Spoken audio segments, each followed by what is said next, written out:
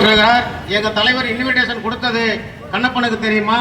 அந்த திராவில் வந்து கண்ணப்பன் கலந்து கொண்ட பிறகு என்னிடம் சொல்கிறார், சேகர் நீ இதுவரைக்கும் என்னை திட்டிக் கொண்டே இருக்கிற, நான் இப்ப உங்க தலைவருடைய இல்ல விழாவுக்கு வந்து விட்டேன், என்னை திட்டுவதை நிறுத்திக் கொள் என்கிறார். நான் சொல்கிறேன், நீங்கள் எங்கள் சமுதாயத்தவர்களை இழிவாக பேசினால் எகுத்துக்கு திறமை எங்களிடம் உள்ளது, எகுத்துத்தான் கேட்போம் என்று சொல்கிறோம். இப்போ சொல்கிறார், என்னுடைய இளைஞரணி தலைவர் அவர்கள் அவர் எம்டி முடிச்சது 2012.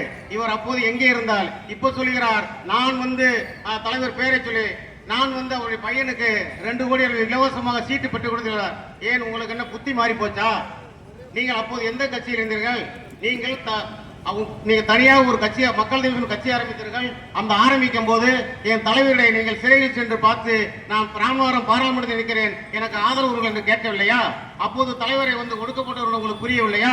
அதன் பின்பு நீங்கள் எத்தனை முறை எங்கள் தலைவரிடம் சொல்லுகிறீர்களே, முதுகொழு தொகுதியில் நான் நின்றேன், ஜான்பாண்டி எலெக்ஷன் நிற்க வந்தார், நான் நிற்க கூடாதுன்னு சொன்ன பெறப்பட்டு போயிடுறேன். நீங்கள் பொய்யான தகவலை எல்லா இடங்களிலும் பரப்பி வராதீர்கள், உங்கள் பொய் மூட்டையில் அவுத்து விடாதீர்கள். தயவு செய்து சொல்கிறேன், உங்களுக்கு அரசியல் பண்ண வழியிலாவிட்டால் எங்கள் தலைவர் பேரை இழுக்காதீர்கள் என்பதை சொல்லிக் கொள்கிறேன். அதுபோல மணிமண்டபம் கட்டிவிடுவார்கள். அந்த மணிமண்டபம் கட்டிக்கொண்டு இருக்கும் போது நான் அந்த இன்ஜினியரிடம் கேட்டேன், என்ன கேட்டேன்னா, சார் இதுல எஸ்டிமேட் எங்க கொடுங்கன்னு கேட்டேன். அவங்க என்ன செஞ்சாங்க, அதுல அப்பவே நான் சொன்னேன், அந்த ரோஜா பி ரவிக்கு ஒரு படம் இருக்கு, அந்த படத்துல மனோரமா வந்து ஒரு கோழி வளர்ப்பாங்க, வெள்ளை கோழி. அந்த கோழியை காணாம போயிடும். அந்த காணாம போன கோழியை வந்து இன்னொருத்தர் திருநதாக சொல்லி அவளை திட்டி சண்டை விடுவாங்க.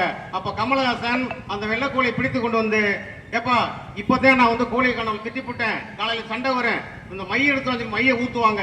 மைய ஊத்துன உடனே கமலஹாசன் சொல்லுவாரு, மழை வெஞ்சால் இது வந்து அழிஞ்சு போக, கோழி தெரிஞ்சுன்னு சொல்லுவார். அதுபோல அந்த கட்டடம் கட்டிக்கொண்டு இருக்கும் போது நான் போய் சென்றேன், என்ன இது ஓலை குடிசையில் போட்டு மேலே வந்து தார் பூசி விட்டீர்கள், மழை வெந்திரம் ஒளிவு விடும் என்ன? அதே நிலைமை இப்போது இருக்கிறது. அது மணிமண்டமா?